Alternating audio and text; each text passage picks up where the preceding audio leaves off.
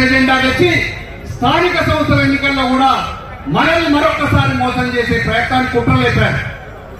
ఇది మన బీసీ సోదరులందరం గుర్తుపెట్టుకోవాలి. ఇది ఖచ్చితంగా కూడా ఇలా మాత్రం జరగని ప్రక్రియ.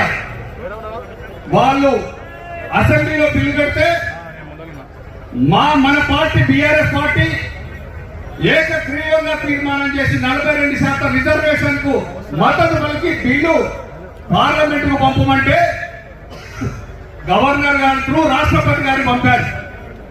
బిల్లు ఎక్కడికి పంపాలి? చట్టం చేయాలి, లోక్సభలో రాజ్యసభలో రాజ్యాంగ సవరణ చేయాలి. అక్కడ బిల్లు పాస్ అయితే తప్ప 42% రిజర్వేషన్ అమలు కాదు.